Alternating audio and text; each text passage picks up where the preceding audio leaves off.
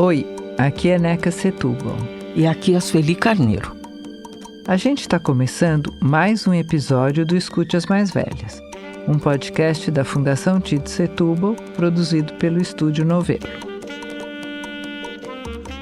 Hoje a gente conversou com uma feminista e ativista que tem uma trajetória muito marcante de mobilização comunitária e depois de atuação política como deputada estadual.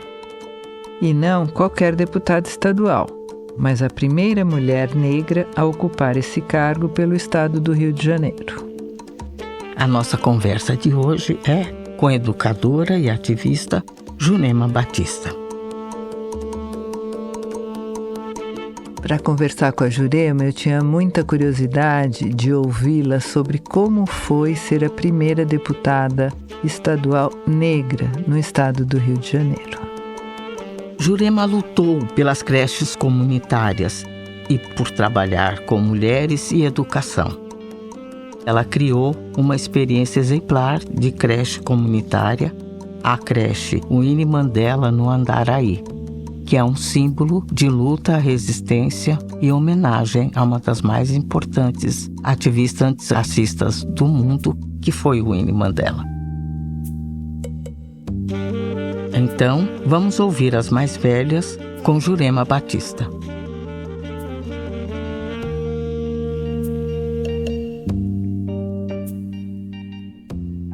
Quem é Jurema Batista por Jurema Batista?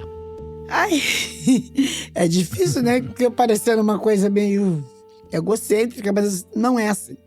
Sou nascida e criada no Morro do Andaraí, mais precisamente no Arrelia, que era a parte mais pobre da comunidade. Era aquela parte que não tinha água, que não tinha luz, que não tinha banheiro, que era chão de terra pisado. O barraco era feito de estuque, né? E eu sou filha de uma mãe empregada doméstica, Dona Raimunda, que era mineira de Ubá e veio para o Rio com 9 anos para trabalhar como doméstica, na casa do Ataúfo Alves.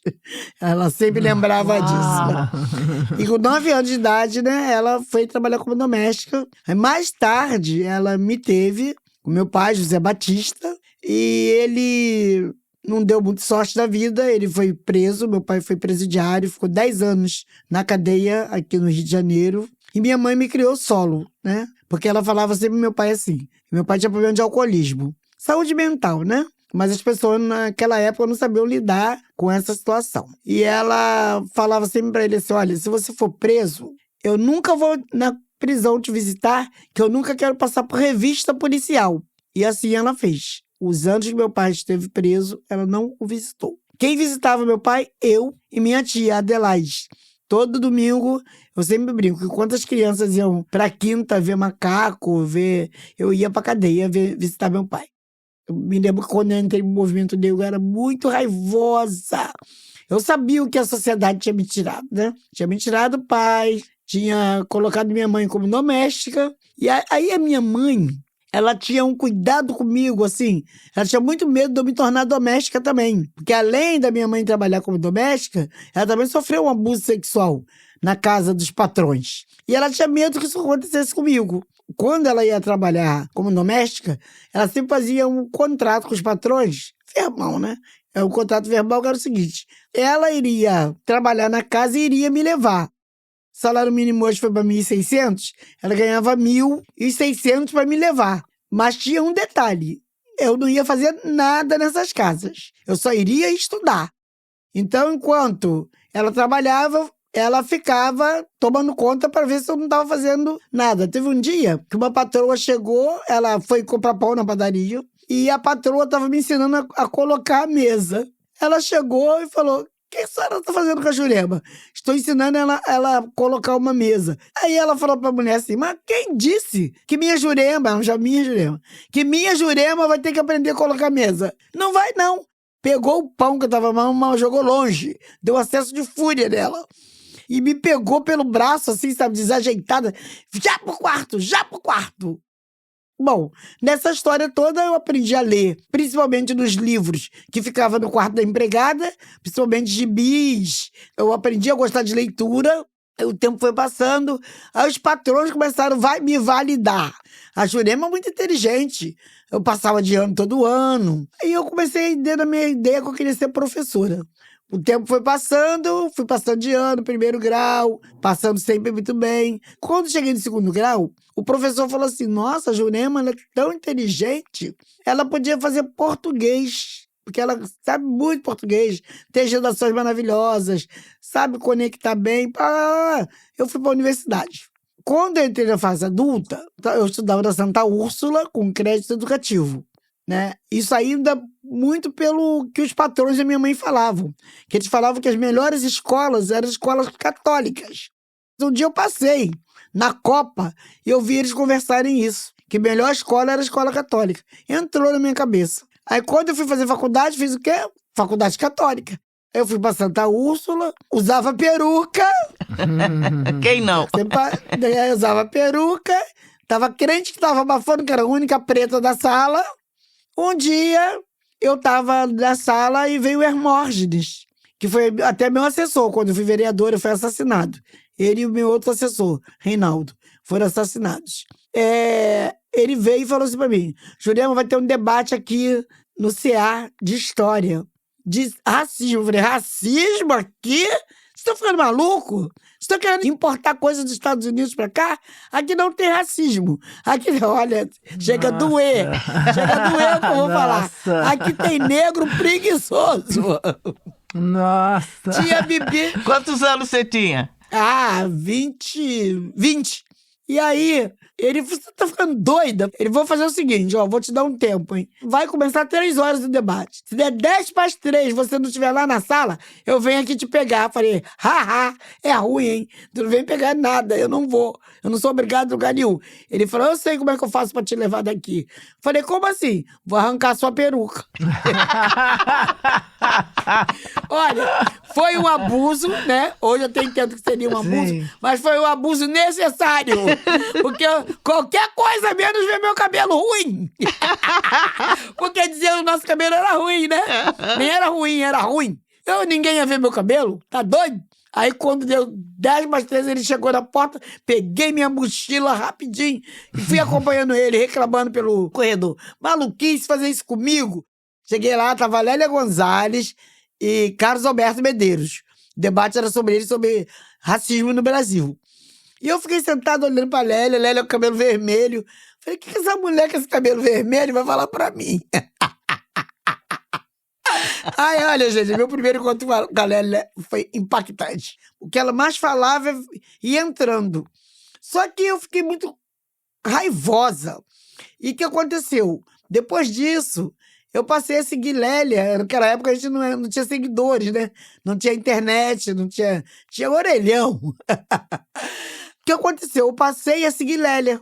Onde eu sabia que a Lélia estava, eu ia. Numa dessas, ela estava no IPCN. Aí eu descobri que ela estava fazendo uma palestra lá. Eu fui ver. Quando cheguei lá, porque eu fiquei contestando ela na minha cabeça, sabe? Não é possível. Onde essa mulher tirou isso? Aí ela dava dados, né? Aí eu comecei a virar fã, né? Seguidora fã. Aí pronto, aí acabou. Ela ia na ABI, eu ia. Ela ia na OAB, eu ia. Aonde Lélia ia? Ela virou stalker. Menina, onde ela ia? E cada dia mais aquilo ia entrando. E ela resolveu me adotar, na verdade, assim, sabe? Ela falou assim, vamos tomar café na minha casa, tá? Aí fomos ficando amigas, íntimas, né? A Lélia teve na minha vida o mesmo impacto que teve na sua. Olha só que coisa, Foi um gente. divisor de águas, né? Eu sempre falo. Sim. Eu descobri o que eu ia ser quando crescer, quando eu ouvi ela pela primeira vez. Eu digo que eu sou a primeira discípula dela nessa história toda. E aí, minha filha, o que aconteceu? Que quando eu descobri o que era o racismo, olha, amiga, foi mole não. Foi um misto de revolta com surto, que eu não podia ver polícia na minha frente. Eu implicava com tudo quanto era branco. Tudo. Olha, os brancos penaram na minha mão. Eu falei, tu é branco, Ih, tu não se mete nisso não, que tu é branco. Tu é branco. E aí, nisso começou a nascer a Jurema Batista. Daí, aconteceu na minha comunidade um assassinato de um homem negro.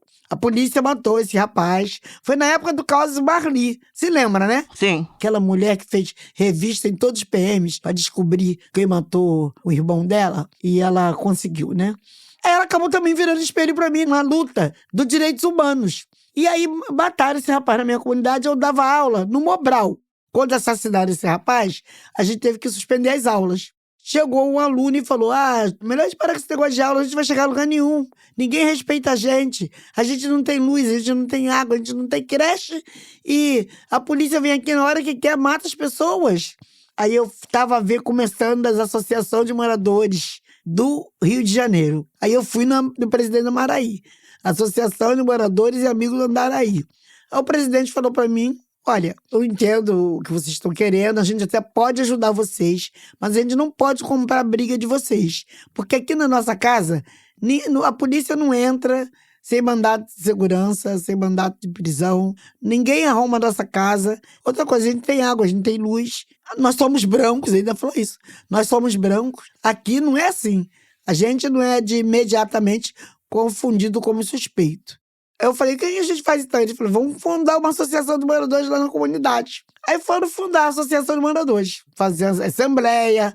Aí cada um dessa assembleia tinha que arrumar alguém para a próxima reunião trazer para compor a diretoria. Aí eu e Rosália Lemos, nós saímos para procurar o presidente. Aí batemos na casa de vários homens. Um dizia que não podia, porque final de semana ele tinha que ter lazer com a família. Um disse que nem pensar que o presidente da Associação de Moradores tinha que comprar briga com a polícia.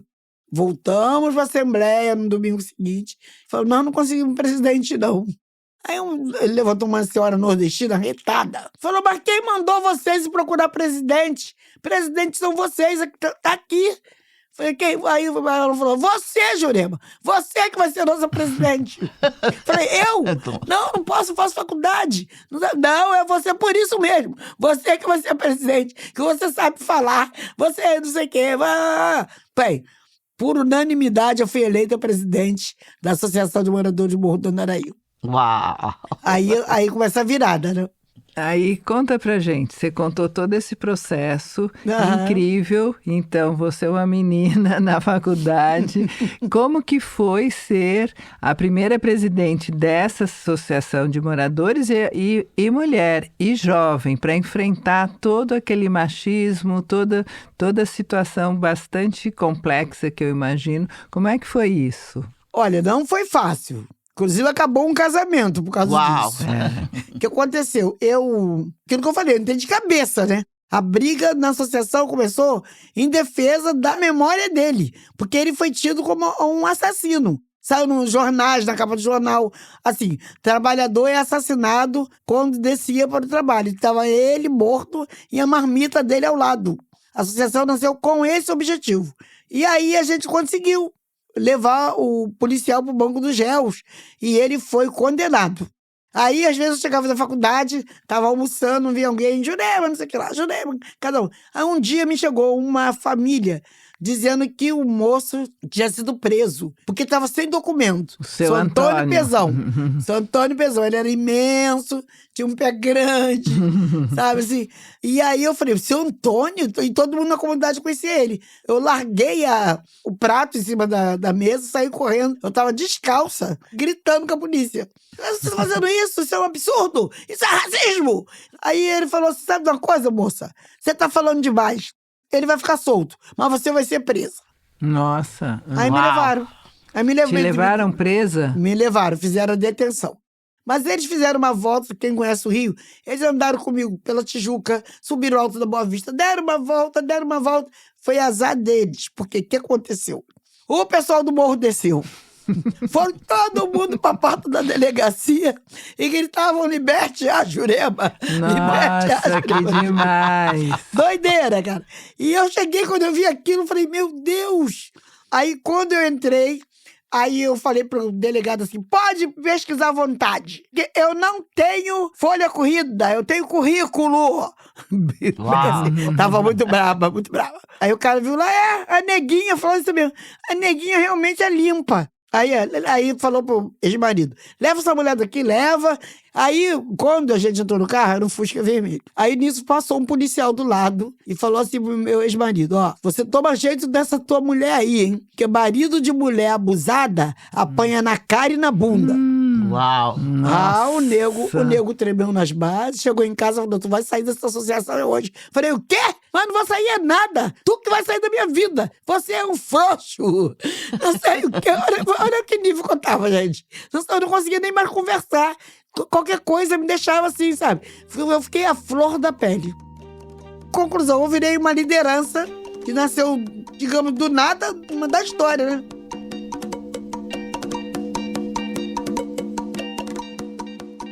Agora, Jurema, essa sua atuação na associação trouxe conquistas muito efetivas, muito concretas para a comunidade, né? Queria que você falasse dessas conquistas, né? A fundação da creche Winnie Mandela, por que a importância de dar o nome dela para uma creche. Antes disso, né, aconteceu a chegada da luz elétrica no Andaraí também, né? Você é decisiva nesse processo, ou seja, conta um pouco como foi a articulação para alcançar essas duas conquistas tão significativas e emblemáticas, né, da luta das comunidades, né? Eu fiquei muito visada e visível. Aí o que aconteceu? Primeiro a Light. A Light, eles fizeram a pesquisa com um grupo de empresas, né? Que faziam carnê para pobre. E descobriram que quem mais pagava o carnê em dia eram os pobres. Aí, então, a Light resolveu fazer um experimento e me procurou, porque eu estava visível, do Morro do Andaraí, de botar a luz na primeira comunidade que recebeu a luz da Light, foi o Morro do Andaraí. Aí entrou a luz da Light, olha, aí começou a subir os postes, muita gente não acreditava. O dia que eu tava vindo no ônibus à noite, que eu vi o morro todo iluminado, eu chorava. Dentro do ônibus, igual criança, falei, a luz chegou, agora acendeu tudo. Uau! Aí foi lindo, né? Aí a gente comemorou. Essa foi a primeira conquista. E depois, a creche. Porque eu, como uma pessoa da área de educação, e sempre trabalhando muito com mulheres, eu descobria que elas não tinham onde deixar os filhos. Comecei uma luta por creche comunitária. Aí a gente conseguiu a creche Winnie Mandela. E por que o Winnie Mandela? A gente estava na luta, então ainda não tinha terminado o apartheid, e a gente estava na luta para libertar Mandela. E a Winnie era a voz, né, pública, né? Depois aconteceram várias coisas, mas ela era a voz pública do Mandela, né? E a gente deu o nome de Winnie Mandela em homenagem a ela. Tem uma pequena coisa aí que você não falou ainda, uma conquista extraordinária. O nome da sua mãe como uma das ruas da comunidade do Andaraí. Fala como é que foi isso. Então, minha mãe era protestante, né? E ela fazia culto. Primeiro ela foi de Umbanda, ela foi mãe de santo, depois ela teve um revés na vida e ela foi ser evangélica. E ela fazia culto toda semana em frente à Flor da Mina do Andaraí, que é uma escola de samba. Ela fazia lá. E aí, na época, eles colocaram o nome de uma rua, Raimunda Astrogilda, entendeu? O nome dela era Raimunda Astrogilda da Silva. Uhum. Minha mãe tem uma história bonita, porque ela é filha de mineiro, né? E a avó dela era indígena. Eu descobri isso até em literatura, né? Que é como as pessoas faziam da violência contra a mulher indígena uma coisa romântica. E minha mãe sempre falava, minha avó foi caçada a laço. E na época eu também achava romântico. Falei, meu Deus, até que eu dei um clique, falei, quê? Caçada a laço é violência contra a mulher indígena. Aí eu passei a falar, onde eu ia, passei a falar disso, né? E minha avó era uma dessas mulheres. E aí minha mãe ganhou esse nome de uma das vielas da comunidade, tem o nome dela. E o outro nome que tem lá é meu, mas é o Beco da Jurema. Que legal. Muito lindo. Muito bom. Lindo. Jurema, vamos voltar um pouco. Você já contou o seu encontro com a Lélia. E aí, em 1983, você fundou o coletivo Nizinga com a Lélia. Conta um pouco o que é esse coletivo e como é que você enxerga isso hoje. Olha, então, eu e Lélia, a gente frequentava muito em IPCN, Instituto de Pesquisa de Cultura Negra, que eu chamo de CUT do Movimento Negro aqui no Rio de Janeiro. Lá todo mundo, de todas as tendências, se reúne no IPCN. Aí a gente sempre saía das reuniões, várias vezes a gente perdia na votação, porque os homens né, tinham umas práticas complicadas, vamos dizer outra coisa. Eles tinham maioria, eles tinham poder de fala muito grande e eles tinham o pior de tudo, para mim, que eu até hoje percebo. Eles ganhavam na cama. Que triste, Uau. né? Eles seduziam Sim, mulheres. seduziam as mulheres.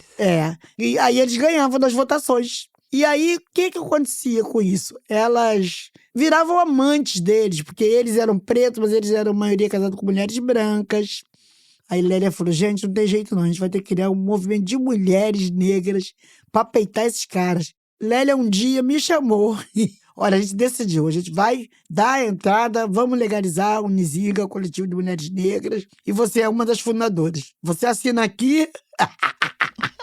Você assina aqui que a gente vai dar a entrada. Depois entraram outras pessoas, Beth Viana, Rosália Lemos. Aí teve uma marcha de mulheres aqui, foi passeata no 8 de março, todo mundo de Nizinga. Uma blusa bonita. Foi uma passeata assim que a gente deu as caras. A gente nem saiu do IPCN, mas o IPCN não ficou mais sendo o nosso foco, porque a gente sabia que ali a gente só perdia. Os homens sempre ganhavam. Você foi coordenadora da seção de formação política do MNU. O que você fazia? E você deu um pouco o contexto, né, do controle masculino, né, político, da hegemonia dos homens. Como que você conseguiu fazer isso lá dentro? Eu era responsável por formação, né? Então, quando tinha reuniões de discussão, até nacional de formação, eu preparava o material para discutir formação na questão da perspectiva de mulher negra. Como é a questão do respeito, como é a questão da misoginia, que é muito forte entre os homens do movimento negro, muito forte, sabe? E tinha uma questão de quando as mulheres não concordarem com eles, houve uma desconstrução, desde chamá-las, né, pejorativamente de sapatão, tá? Como se a mulher não tivesse direito de usar o corpo dela do jeito que ela quer, de ter os amores que ela deseja ter. E os homens, eu me lembro bem disso, e os homens que não votavam com eles chamavam de boiola, entendeu? Então era assim, aí quando eu fui logo para onde? A comissão de formação. Aí eu levava todas essas coisas que eu vivia, inclusive na minha vida pessoal, e eu comecei a ler muito, eu gosto de ler muito coisa de psicologia também. Eu lia muito, Liv Ullmann, li tudo. Na formação, eu citava livros, citava situações, né? Desde violência física a violência afetiva, que é o abandono. Para mim, não existe. Para mim, uma das maiores violências é a violência do abandono. A história da mãe solo não é uma coisa gratuita, é uma coisa de decisão do homem negro de não querer assumir a mulher preta. Tanto que a maioria das mulheres que são mães solo são mulheres pretas, né? São mulheres pretas. E aí é uma coisa que na formação eu trabalhava muito isso. Trabalhava, eles ficavam assim, escreviam, anotavam. Se levava uma vida deles, não sei. Só sei que eu falei. É importante.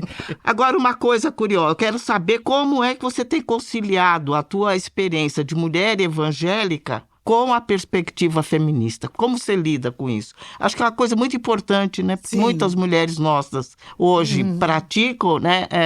Mas tem mulheres como você, como Benedita, que também professam essa opção religiosa e são feministas também. Sim, E progressistas, né? De esquerda. Exato. Esquerda. Como é isso? Como é essa coisa toda? Eu, na verdade, quando eu comecei minha vida, eu não era cristã, protestante, né? Eu tinha uns assessores, que eu já era vereadora. Eu tinha uns assessores que me levavam para jogar búzios, flertava com candomblé, com umbanda, que minha mãe veio de umbanda, e eu fui ser messiânica. Minha mãe até brincava comigo e falava assim, lá vai a Jurema pra macumba japonesa dela. Porque também é espiritualista, né? É uma religião espiritualista. Minha mãe, ela nunca se meteu. Ela é uma pessoa assim, vive e deixa viver. E eu aprendi muito com ela como ser cristã. Não perseguir. Quando eu me converti, primeiro eu fui para uma igreja bem tradicional, que era a Igreja Nova Vida, né? Da família McAllister. Mas logo depois eu fui para a metodista. A metodista e a presbiteriana é bem mais aberta, né? Então, assim, não tem perseguição religiosa com as pessoas. O que me deixou bem à vontade, porque senão eu não ia estar lá. O grupo que eu frequento na igreja, nós somos todos de esquerda. Nós temos um grupo de mulheres negras evangélicas, todas de esquerda. As mulheres negras evangélicas são mulheres que não são religiosas, elas são espiritualizadas. Vocês sabem que existe diferença de religião e espiritualidade. Então, a espiritualidade é a que deixa você fluir. A espiritualidade é a que deixa você ver o outro como ser humano, que nós somos. Como diz a Bíblia, amai o próximo como a ti mesmo. E a gente fala, não tem desde que. Na Bíblia, se alguém colocar desde que, tá errado. Então, a gente tem vários grupos que estão fazendo releitura da Bíblia, trazendo para o nosso lado. Quem somos nós? Que Cristo branco é esse? Onde nasceu? Entendeu? Então, isso tudo são questionamentos que a gente vem fazendo. E assim, como Benedita, né? A gente se encontrou nessa história. A Benedita também é presbiteriana. Eu fui assembleana e agora, já há muito tempo, era presbiteriana. Agora que você está falando da Benedita, conta aqui pra gente por que você optou por entrar na política e um pouco essa sua experiência como política, no espaço político, como uma mulher negra e evangélica. Foi natural. Imagina, eu sou uma da Silva, né? Da que significa propriedade de. Né? Da Silva. Então, a política sempre permeou pela questão do poder econômico, do poder da terra, sempre foi um espaço masculino. Eu, filha da dona Raimunda e do seu Zé. Meu pai se chamava Zé Batista, mas o apelido dele era Zé Macaco, porque ele era muito preto. E eu era chamada de Caquinha. Eu era filha do macaco, então eu era Caquinha. Macaquinha. Quando é que eu ia pensar que um dia eu ia ser política? Aí começou essa luta toda, que aí eu virei militante do movimento da Associação de Moradores, movimento pró-creche, movimento contra a violência policial, movimento de combate ao racismo, movimento em defesa das mulheres. Nossa. Eu virei militante de tudo. Começaram a me botar pra falar em tudo, que eu sempre gostei de falar. Nota-se, né? E aí tudo as pessoas, Jurema, foi criando naturalmente uma representatividade com as atividades que eu ia fazendo. Aí deu a hora de sair candidata. E aí foi assim, né, que eu me tornei uma pessoa pública.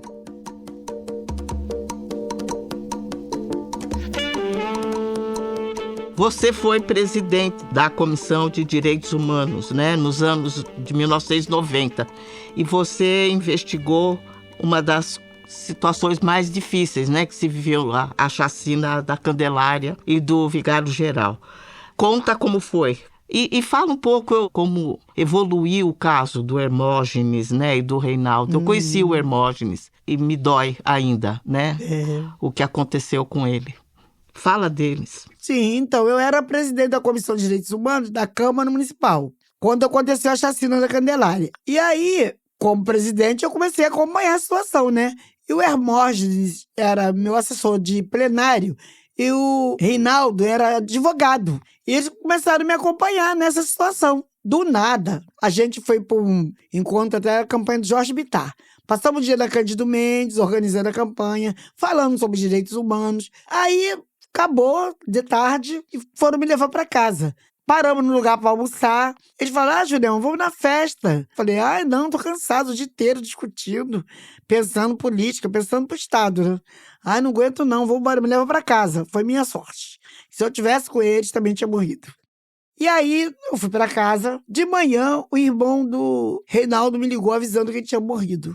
Eu não acreditava, foi uma coisa horrível. E eu falei, não, e não foi só o Reinaldo, mataram o Reinaldo e a Hermógenes. Eu falei, o quê? Que isso? E, bom, no desdobramento dessa história, todo dia eu ia pra imprensa, peitava. Eu sabia que tinha uma história de bicheiros no meio, mas eu peitava. Não tinha... Uma coisa assim que eu não tinha era medo. Uma coisa, sabe? Tudo. Eu falava, quem matou meus assessores foram os bicheiros. Foram os bicheiros. Aí o Piruinha me chamou lá no lugar que ele tem, que parece um castelo. Eu e Beth, minha assessora que morreu. Beth Viana. Ele falou, tipo assim, sabe, me ofereceu tudo, dinheiro pra campanha.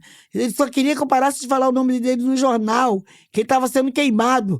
Falei, eu não quero nada seu. Eu só quero que você me entregue quem matou meus assessores.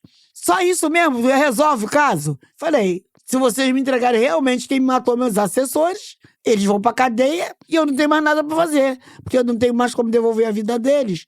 Uma semana depois eles entregaram. Uau! Em casa. Só que, o que eu fiquei achando dessa história toda? Que não foi aquele cara. Porque eu tive com ele, eu fazia visita aos presídios. Aí, quando eu fui visitar o presídio, eu encontrei esse rapaz lá. Ele se ajoelhou no meu pé e falou: Dona Jurema, vereadora, não fui eu. Me pegaram pra pato. Eu não matei ninguém. Bode expiatório. Fiquei com aquilo assim no peito, sabe? Aí eles foram condenados. Foi condenado a não sei quantos anos de cadeia. Mas assim que ele saiu, mataram ele. Só que nessa história, os meninos já estavam mortos. E aí eles tentaram colocar que foi um crime passional, tentando tirar da questão política, que pra mim foi político, porque coincidentemente os dois estavam me acompanhando na questão da chacina na Candelária. Eu fiz reconhecimento com as crianças de quem foi o assassino. Eles falaram quem matou. Ficou por isso mesmo, né? Pra mim ficou por isso mesmo, porque realmente no meu interior, no meu íntimo, eu não acredito que ele... Ou então ele não fez sozinho, entendeu? A outra chacina que nós acompanhamos era assim, meu mandato era assim. Eu dormia com o telefone ligado do lado. Aí meu telefone tocou 3h30 da manhã. Era o presidente de Vigário ligando pra mim, que todo mundo tinha meu telefone. Jurema, vem aqui! Aqui na comunidade tá acontecendo alguma coisa. Tá uma carnificina aqui, a gente sente cheiro de carne humana queimada. Não sei o quê. Vem aqui! Eu já ia me arrumar pra ir nisso. Eu liguei pro Ivani dos Santos. Falei: Ivani, o pessoal de Vigário tá me ligando dizendo que tá acontecendo uma chacina lá, pra eu ir pra lá. Ele: Jurema, sabe que horas tem? 3h30 da manhã, tu vai ficar quietinha aí, que eu vou ajudar a fazer mobilização, pra quando clarear a gente vai lá. Aí foi o que ele fez. Tem 1000 divergências com ele, mas ele realmente foi muito bacana. Aí ele ligou pro Suplicy, pra Benedita, e quando deu 6 horas, a gente estava entrando na comunidade. Foi uma das cenas horríveis que eu vi, que com certeza a pior foi a que aconteceu agora na Leblon. Sim. Mas de lá foi uma briga entre a polícia e os bandidos da área. Alguém dos bandidos matou alguém da polícia. E a polícia entrou pra se vingar. E aí mataram aquele monte de gente. Jurema, continuando ainda nessa sua trajetória política, como que foi ser eleita a primeira deputada estadual negra do Rio de Janeiro? E como foi você estar nessa comissão contra a discriminação? E como é que é esse espaço? Você estava já como vereadora, mas a Assembleia é um outro lugar.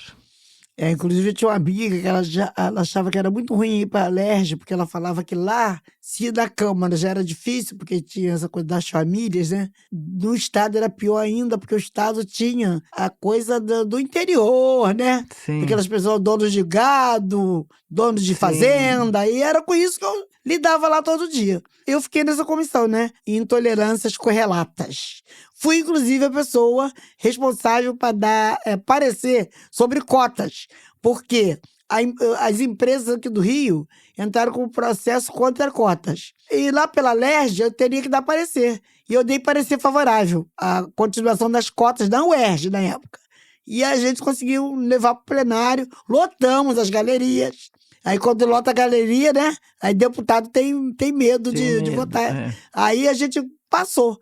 Mas tem uma coisa pela qual nós não passamos, uma experiência sua em 2007, quando você presidiu a Fundação da Infância e Adolescência. Sim. E você tem projetos tocantes também, né? Dentro dessa fundação que você liderou, né? O projeto Procuro Minha Família, com teste de DNA gratuito via UERJ, a Casa de Sara, voltada para as mães jovens.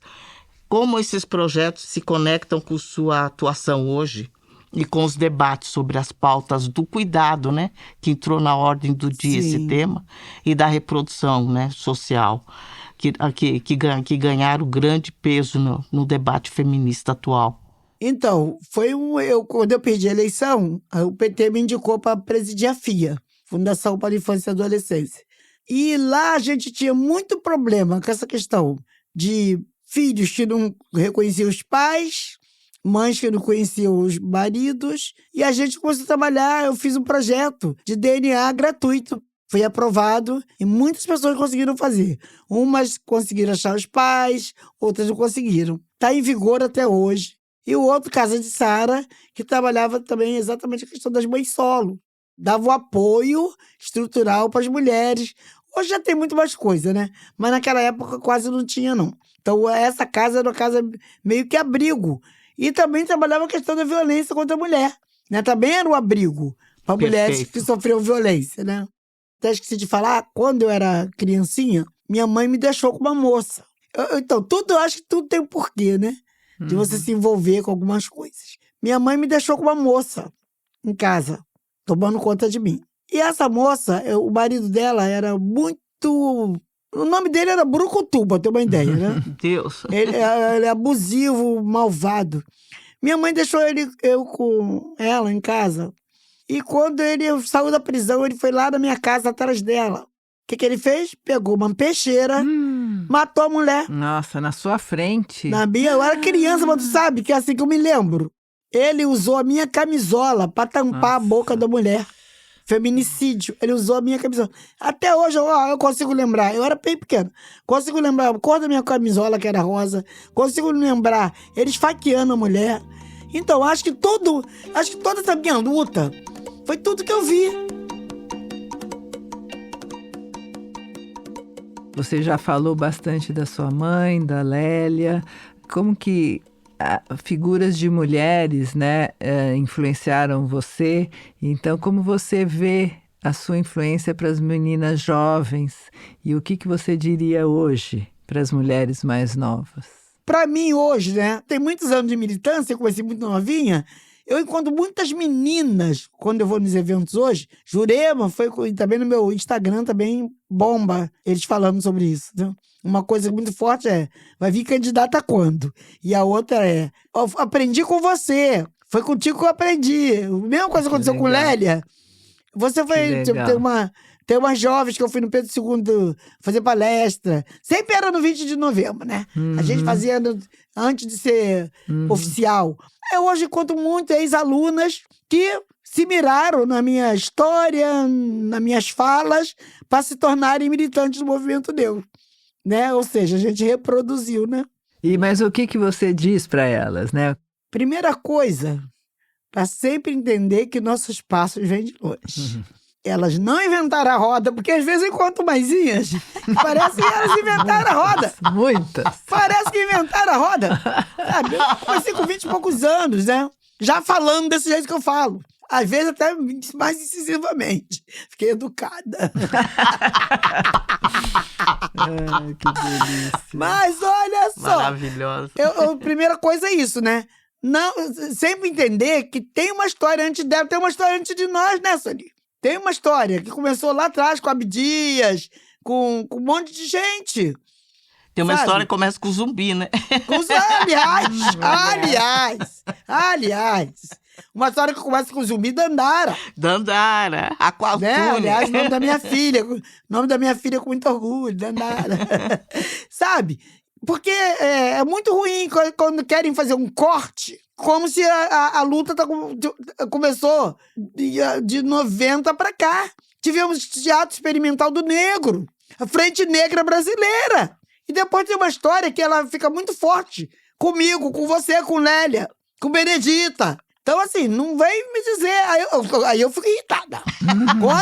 Quando eu vejo elas começarem a postar coisa... tô fazendo... agora a história é essa. Estou fazendo transição em meu cabelo. Já fiz transição há 40 anos atrás. Quando eu larguei aquela peruca. Que ótimo. Quando eu fui pra Guimara Dudu, aliás... Toda sexta-feira tinha Guimara Dudu. Que era um bloco que tinha originário do Ilê Aie. E era aqui em Oswaldo Cruz, no Rio de Janeiro. E ele trabalhava a questão de percussão, de músicas próprias, né? Falando da beleza negra, né? Até tem um pedacinho que eu gosto, ó. Levante uma canção, canta mais a glória de ser negro, de poderosos ancestrais. O negro já viveu no cativeiro, hoje vem de corpo inteiro. Mostra a raça e evolução. Aguibara, Dudu, axé, irmão. A consciência é a nossa redenção. Então, as músicas eram assim, entendeu? E aí sempre tinha, anualmente tinha Noite da Beleza Negra. E várias vezes eu fui jurada. E foi muito engraçado porque eu me achava que era muito feia. Depois eu vou mandar minha foto de feia pra você. Quando eu chego no Aguibara, junto com Lélia, eu descobri que eu era bonita. Olha que legal. Falei, então eu sou bonita, porque aquelas meninas que estão desfilando lá parecem comigo. Agora, para terminar essa extraordinária entrevista, essa maravilhosa entrevista, conta para nós como tem sido envelhecer para você, como você tem lidado com isso. Muito engraçado, sabe? Porque até uns meses atrás eu não tinha pensado muito nisso, não. Aí, no outro dia, eu vi uma médica falando sobre o processo a partir de 40. Aí foi meu susto maior. Que é a partir de 40. Você estava atrasada, hein, para pensar o Meu assunto. Deus! Então, a partir de 40, ela falou o que acontece com o corpo da mulher após os 40. Só militância, né? Aí, o que eu tenho? Eu tenho problema no joelho. Artrose, que já é da idade. Tô com catarata, tenho que fazer cirurgia, que eu todo mês eu adio. Seria agora em janeiro, aí o netinho tá lá em casa, tem um netinho chamado Benjamin, e tem uma neta chamada Elis Jurema. Que tá, a Elis tá assim, sabe, tá estudando quilombos, faz geografia. Que graça. Tá na UF, estudando quilombos. Todo final de semana ela visita um quilombo. Tá na trilha, né? Como é que eu tô me sentindo? Eu não tenho muita noção, é estranho isso. Só nesse dia que eu tive um choque, que eu falei, bom, então meus hormônios... Só que quando eu faço exame, não parece. Não tenho nenhum problema hormonal, né? Não tem problema nenhum. Não consigo perceber a questão da idade que passou. Quando eu vejo, assim, por exemplo, na minha faixa etária, muita gente já morreu. Já perdi muita gente. Minhas amigas que trabalharam comigo no gabinete já morreram. Eu vejo as pessoas indo embora. Aquele poema da Elisa Lucinda. No elevador, não sei de Deus, que vai descendo, vai descendo. Adoro essa poesia dela. Elevador dos Filhos de Deus. Poesia da Elisa. E aí eu vejo isso, que as pessoas estão morrendo, né? Aí assim, aí eu não fico focada nisso, não. Não fico, não. Aí eu falo, né? Como cristão, falar, porque Deus chamou. E na hora que ele chamou, porque eu não vou ficar pensando nisso. A minha filha brinca que ela quer viver até 120 anos. Eu falei, vai ficar Matusalém? Não dá, não. Mas aí a ideia é a seguinte, é viver a vida um dia de cada vez. Eu vou contar um negócio pra vocês. Eu sou de Alcoólicos Anônimos. Nunca falo isso, mas hoje eu vou falar. Eu sou de Alcoólicos Anônimos. Até 32 anos eu bebia muito. Eu comecei a beber com 15 anos. Aí, depois, eu descobri a cerveja. Eu comecei a gostar de cerveja. No início, eu não gostava, achava amarga. Aí, depois, tomava chopp. Aí, achava aguado. Só sei que depois eu comecei a beber desbragadamente por causa dessas questões afetivas, mal resolvidas. Eu comecei a beber muito e eu parei de beber em Alcoólicos Anônimos. Vai fazer 34 anos que eu não ingiro álcool, porque eu descobri que eu tinha dependência química de álcool. Adicção é quando você, né, tem uma coisa de descontrole ao lidar com substância ou pessoas, entendeu? Então eu tenho adicção, então eu não posso lidar. A pessoa fala, a Jurema não bebe porque ela é crente. Eu falei, não, tem um monte de gente que é crente e bebe vinho, eu não posso beber. Se eu beber muda tudo, minha cabeça muda. Eu fico compulsiva, quero usar mais. Então eu sou de Alcoólicos Anônimos e vou trocar ficha agora, de 35 anos. Estou falando isso porque hoje também o alcoolismo aumentou muito em mulheres. Sim. Pelo medo da situação, por terem perdido pessoas. Então, o alcoolismo aumentou muito. Sim. Então, existem, primeira coisa, admitir a impotência, né? Eu sou impotente. Sou impotente perante relacionamento também, tá? Porque se deixar, eu fico plugada. Eu plugo... Se deixar, eu pego uma pessoa e acho que aquela pessoa virou rei. Hoje não, hoje eu sou uma mulher bem analisada, né? Mas já tive essas situações de ficar em relacionamentos abusivos porque eu não queria abandonar a pessoa, que a pessoa acho que nem me queria. Mas eu ficava, virou uma conversa de comadre. Faz parte. Mas, e aí foi isso. Hoje eu não bebo por não poder. Eu não posso ingerir nada que contém álcool. É isso.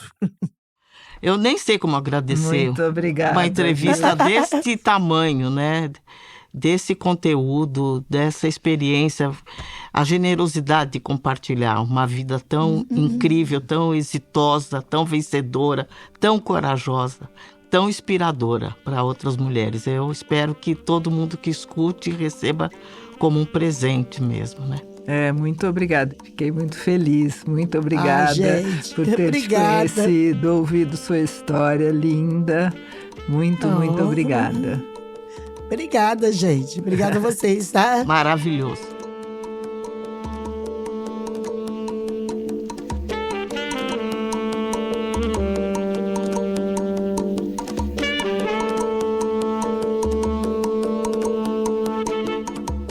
A gente te agradece por acompanhar o Escute as Mais Velhas. Siga o podcast no seu aplicativo de áudio favorito para não perder nenhum episódio. Nas redes sociais da Fundação TID Setúbal, @Fundação TID, da Rádio Novelo, @Rádio Novelo e do Guelé10, @Portal Guelé10. Você pode repercutir o podcast, deixar comentários, elogios e críticas sobre as entrevistas. Escute as Mais Velhas é um podcast da Fundação TID Setúbal, produzido pelo Estúdio Novelo. A coordenação e produção são da Ashley Calfo. A direção criativa é da Paula Scarpim e da Flora Thompson-Devaux. E a direção executiva é da Marcela Casaca. A gerência de produto é da Juliana Jäger e da Bia Ribeiro, que também cuida da distribuição e audiência. A coordenação editorial é da Evelyn Argenta. A montagem dessa entrevista é de Evelyn Argenta. A sonorização deste episódio é da Júlia Matos. A mixagem é da Mariana Leão. A trilha sonora original é da Estela Nesrini. A identidade visual é da Larissa Ramos. A coordenação de ilustração e design é do Gustavo Nascimento. E a análise administrativa e financeira é da Tainá Nogueira. A checagem deste episódio é da Ethel Kudinitsky. A pesquisa deste episódio é da Marcela Garcia Correia. Essa entrevista foi gravada no Estúdio Trampolim, em São Paulo, e no Estúdio Rastro, no Rio de Janeiro. A gerente de comunicação da Fundação TID Setúbal é a Fernanda Nobre. A Natália Carneiro é a coordenadora de comunicação institucional em Guelé10, Instituto da Mulher Negra. Eu sou Sueli Carneiro. Eu sou Neca Setúbal. A gente se encontra no próximo episódio.